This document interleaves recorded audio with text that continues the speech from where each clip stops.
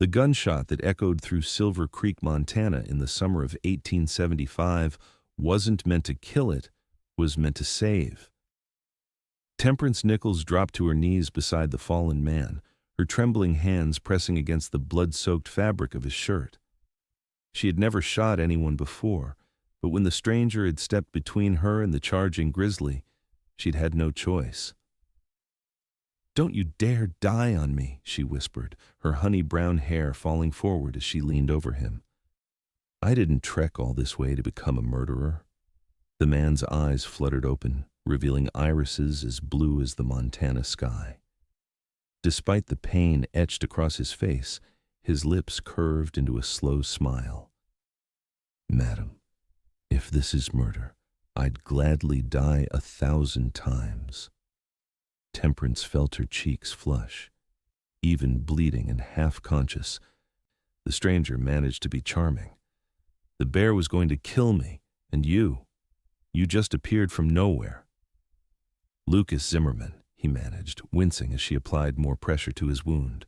"At your service." "Temperance Nichols," she replied, "and you need a doctor, Mr. Zimmerman." "Luke," he corrected, before his eyes rolled back and he lost consciousness. Temperance glanced frantically around the forest clearing. She had wandered far from town, seeking medicinal herbs for the apothecary where she worked. Her horse was tethered nearby, but the stranger Luke had no mount in sight. He must have been on foot when he heard her scream. With determination born of desperation, Temperance managed to heave Luke's unconscious form onto her horse. The journey back to Silver Creek was arduous, with her walking alongside, steadying both the horse and its precarious cargo. By the time they reached town, Temperance's dress was stained with blood and dirt, her arms aching from the strain. "Help!" she called out as they approached the doctor's office. "I need help!" Dr. Franklin emerged, his spectacles perched on the end of his nose. "Good heavens, Miss Nichols, what's happened here?" "Bear attack," she explained breathlessly. "He saved me, but I had to shoot the bear, and the bullet went through and struck him too." The doctor's face grew grave. "Let's get him inside." Together with the help of 2 passing men, they carried Luke into the examination room. Temperance paced outside, wringing her hands as the minutes ticked by. She barely noticed when Mrs. Cooper, the town gossip, approached. "My dear girl, you look positively dreadful," the older woman said, eyeing Temperance's bloodied attire. "Who is that man? Not another one of your father's matchmaking attempts, I hope?" Temperance sighed. Since her arrival in Silver Creek 6 months ago to help her ailing aunt run the apothecary, her father had been sending a parade of potential husbands her way. Each one arrived with a letter of introduction and departed with a polite but firm rejection. "No, Mrs. Cooper, he saved my life." The woman's eyes lit up. "How romantic. Perhaps your father won't need to send any more suitors after all." Before Temperance could protest, Dr. Franklin emerged from the examination room. "He'll live," he announced. "The bullet passed clean through his side, missed anything vital. He's asking for you." Temperance found Luke propped up on the examination table, his torso wrapped in bandages. The sight of him, pale but alive, brought an unexpected wave of relief. "You stayed," he said simply. "Of course I stayed. I shot you. You saved my life. That bear would have finished me if you hadn't fired when you did." Temperance approached the table. "I don't understand why you interfered. You could have been killed." Luke's gaze was direct. "I heard a woman scream. Where I come from, that's reason enough." Something in his steady gaze made Temperance's heart flutter. "Where exactly do you come from, Mr. Zimmerman?" "Texas, but I've been drifting for a while. Come north looking for work." "Well, you certainly found excitement instead," she replied with a small smile. The door opened, and Temperance's Aunt Vivian bustled in, her normally placid face creased with worry. "Temperance, Mrs. Cooper told me everything. Are you hurt? And who is this young man?" "I'm fine, Aunt Viv. This is Lucas Zimmerman. He saved me from a bear." Aunt Vivian approached the table, her sharp eyes assessing Luke. Then we owe you a debt of gratitude, Mr. Zimmerman. You must come stay at our home while you recover." Luke looked surprised. "That's mighty kind, madam, but—" "I won't hear of anything else," Aunt Vivian interrupted. "Temperance and I have plenty of room, and it's the least we can do." And so it was decided. Dr. Franklin declared Luke unable to travel for at least a week, and by nightfall he was installed in the spare bedroom of the modest house behind the apothecary. Temperance brought a tray of food to his room, knocking softly before entering. Luke was awake, staring out the window at the stars. "I brought you supper," she said. "Thank you, Miss Nichols." "Temperance, please." She set the tray beside him. "It's the least I can do after nearly killing you." Luke laughed, then winced at the movement. "You've got spirit. I like that." Their eyes met, and something passed between them, a spark of recognition, perhaps, or the beginning of understanding. "How did you come to be in the woods alone?" he asked. "I was gathering herbs for the apothecary. My aunt and I run it together." She hesitated. "I'm not usually so careless. I didn't notice the bear until it was almost upon me. Lucky I was passing by." "Were you? Just passing by?" Her question held a note of suspicion. Luke's expression sobered. "Actually, I was looking for you." Temperance took a step back. "For me? Why?" "Your father sent me." He sighed. "I'm supposed to be suitor number 7, I believe." The warmth that had been building in Temperance's chest cooled instantly. "I see. I was going to introduce myself properly in town tomorrow. I didn't expect our first meeting to involve quite so much blood." Temperance crossed her arms. "Mr. Zimmerman, I appreciate your honesty, and I'm grateful for your heroism today. But I should tell you now, I have no intention of marrying a stranger, no matter how many letters of introduction my father provides." To her surprise, Luke smiled. "Then let's get to know each other forever." The boldness of his statement caught her off guard. "I beg your pardon?" "I'm not proposing marriage, Miss Nichols Temperance. I'm proposing friendship. The rest, well, that's up to time and circumstances." Temperance studied him, trying to gauge his sincerity. His eyes held no guile, only a quiet determination that matched her own. "Very well, Mr. Zimmerman. Friendship it is." True to her word, Temperance began the process of getting to know Lucas Zimmerman. As he recovered, she discovered he was 26, had grown up on a cattle ranch in Texas, and had fought briefly for the Confederacy despite being too young. He had a scar on his left forearm from a knife fight in Dodge City and could recite Shakespeare's sonnets from memory, a talent taught by his schoolteacher mother. For his part, Luke learned that Temperance was 22, had trained as a nurse during the war, and had come to Montana to help her aunt after declining numerous marriage proposals back home in Boston. She could identify dozens of medicinal plants by smell alone and had once stitched up her own leg after a riding accident. A week stretched into 2, and Luke's wound healed faster than expected. He began helping around the apothecary, his tall frame reaching the highest shelves that had always given Aunt Vivian trouble. One evening, as they closed the shop, Luke handed Temperance a folded piece of paper. "What's this?" she asked. "Your father's letter of introduction. I never gave it to you formally." She took it, hesitating before breaking the seal. Inside was a brief note. "My dearest daughter, I present to you Mr. Lucas Zimmerman, son of my old war friend. Unlike the others, he comes not by my arrangement but by his own request after hearing of you. Give him a fair chance. Your loving father, Temperance." Looked up, finding Luke watching her intently. "You asked to meet me? My father didn't arrange it?" "Not exactly. I met your father in St. Louis. He spoke of you with such pride that I was intrigued. When he mentioned you were in Montana territory, I realized it was on my way north. He suggested I introduce myself." "So you're not seeking a bride?" Luke rubbed the back of his neck. "I wasn't. But then I heard you scream in those woods, and before I knew what I was doing, I was running toward danger instead of away from it. That's not something I'd do for just anyone." The implications of his words hung between them, charged with possibility. Before Temperance could respond, a commotion outside drew their attention. They stepped onto the porch to find a crowd gathering in the street. Sheriff Donovan was facing off with 3 rough-looking men on horseback. "What's happening?" Temperance asked Mrs. Cooper, who had appeared beside them. "Those are the Blackwell brothers," the woman whispered. "They've been terrorizing towns up and down the territory, robbed the bank in Helena last month." Luke tensed beside her. "Temperance, go back inside." "I will not," she replied firmly. "This is my town too." The confrontation escalated quickly.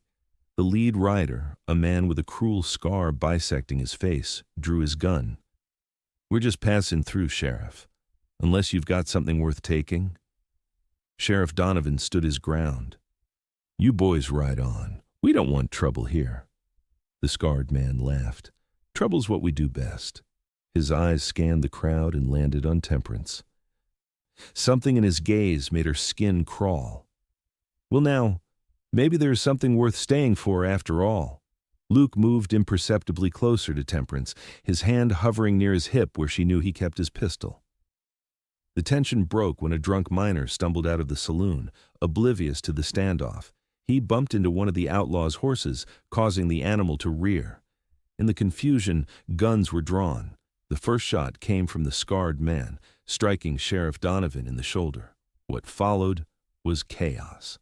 Townsfolk scattered for cover as bullets flew. Luke pulled Temperance behind a water trough, shielding her with his body. "Stay down," he ordered, drawing his pistol. "Luke, don't—" But he was already moving, firing with precision that spoke of experience beyond his cowboy appearance. One of the Blackwell brothers fell from his horse, clutching his arm. The scarred leader turned his attention to Luke, recognition dawning in his eyes. "Well, if it ain't Lucas Zimmerman, thought you'd retired from manhunting." Temperance's gaze snapped to Luke's face. Manhunting. "Jed Blackwell," Luke acknowledged grimly. "Still terrorizing innocent folks, I see. And you're still sticking your nose where it don't belong." Blackwell raised his gun, but Luke was faster. His shot caught the outlaw in the shoulder, spinning him from his saddle. With their leader down, the remaining brother lost his nerve and fled, dragging Jed onto his horse before galloping out of town. In the aftermath, Temperance helped tend the wounded, including Sheriff Donovan. Her mind was racing with questions, but she waited until they were alone in the apothecary that evening before confronting Luke. "You're a bounty hunter," Luke sighed, rubbing his temples. "Was. I gave it up last year." "Why didn't you tell me?" "It's not something I'm proud of," he admitted. "After the war, there weren't many options for a boy with a gun and nightmares. I tracked men who needed tracking murderers mostly, but each capture hardened something inside me." He met her gaze. "I was headed to Montana to start fresh when I met your father." Temperance processed this new information, reconciling it with the gentle man who had been helping in the apothecary. "Those men will come back for revenge." "Probably," Luke agreed, "which is why I should move on." The thought of him leaving sent an unexpected pang through Temperance's heart. "Running won't solve anything, Lucas. It'll keep you safe." "I've never needed anyone to keep me safe before," she replied, though they both knew it wasn't entirely true. "Besides, friendship means standing together, doesn't it? Even in danger." Luke studied her face. "You're something else, Temperance Nichols." The next morning, Luke rode out with a posse to track the Blackwell brothers. Temperance spent the day in anxious productivity, mixing tinctures and filling prescriptions with mechanical precision, while her thoughts remained with the cowboy who had unexpectedly become so important to her. 3 days passed with no word.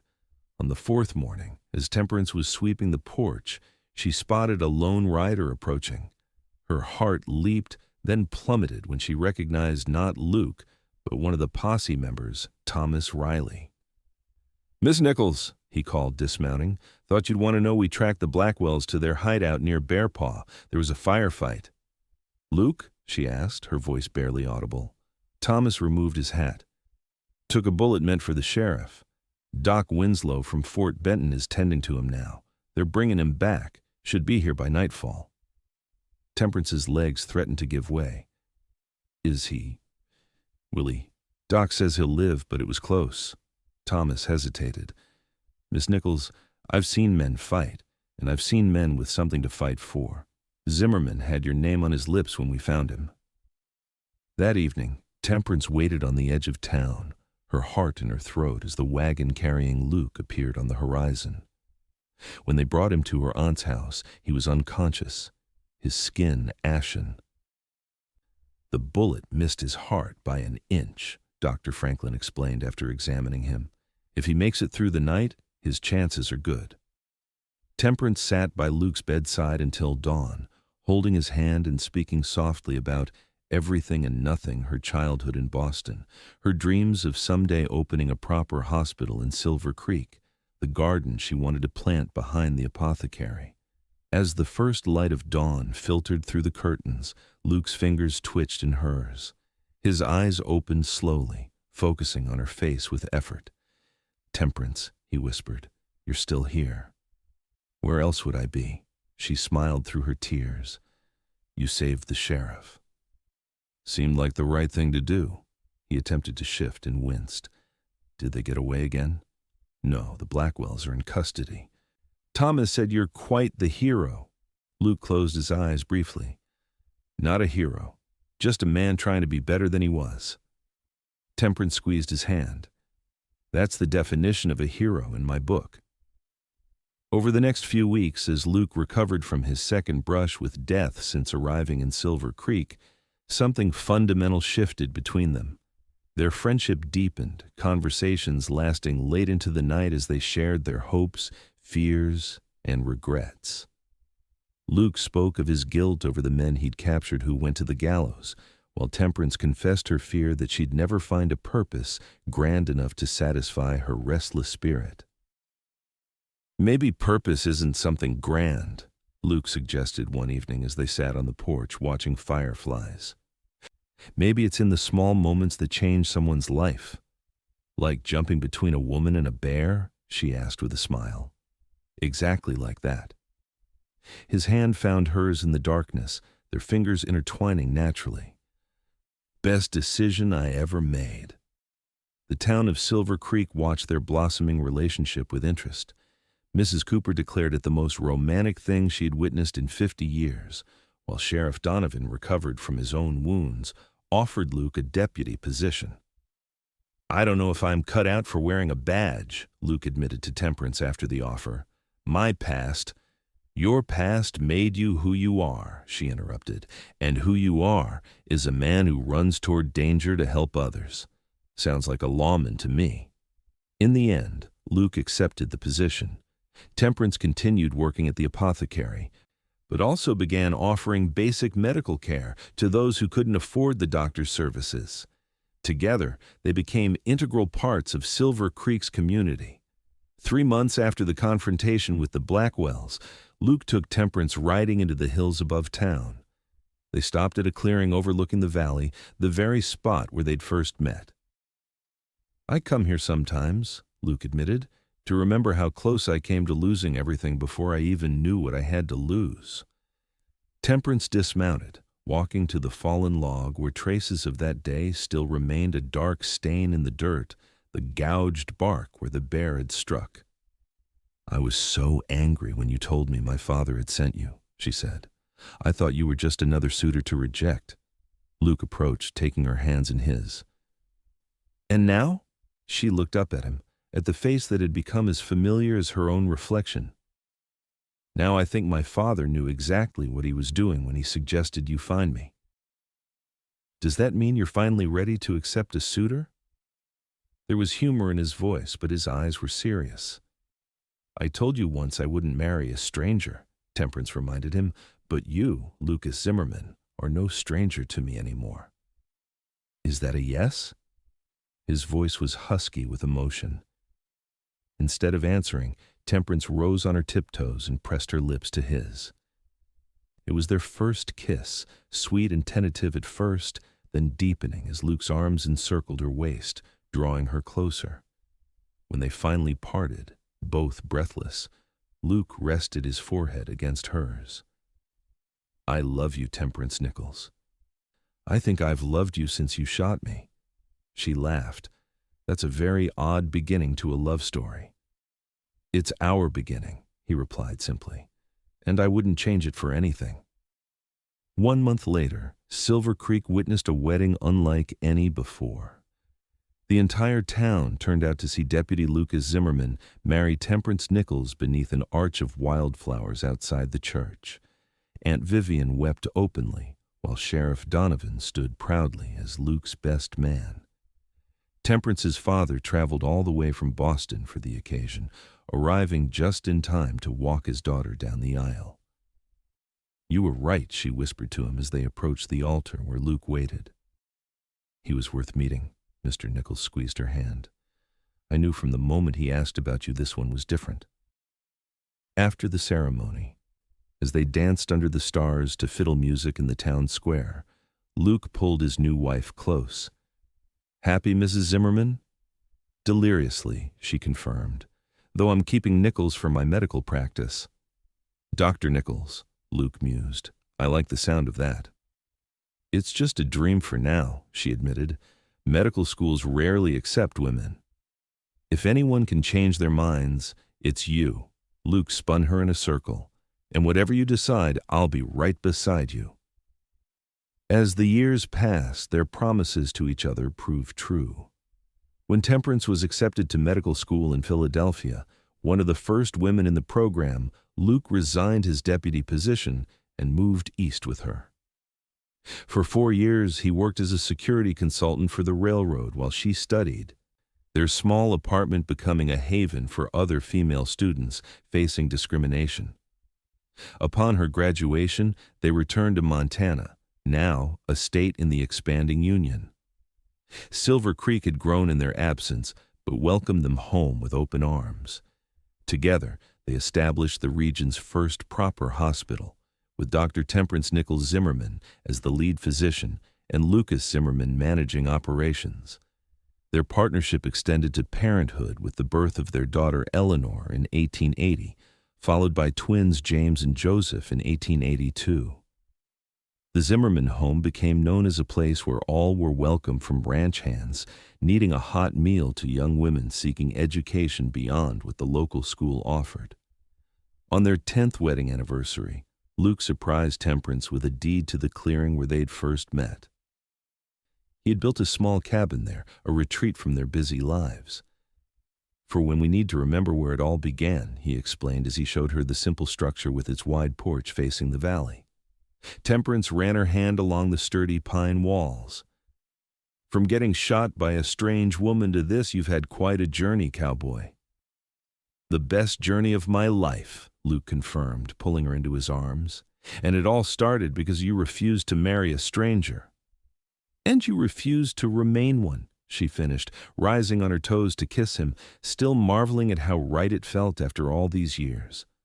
As the sun set over the Montana mountains, casting long shadows across the land they both loved, Temperance and Luke sat on their porch, hands intertwined, watching their children play in the meadow below. They had come to know each other in ways neither had imagined possible.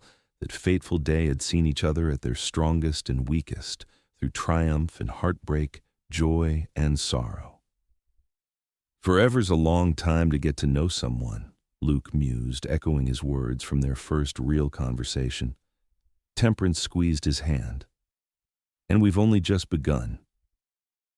In Silver Creek, their story became legend, the tale of the Boston nurse and the Texas cowboy who found each other against impossible odds.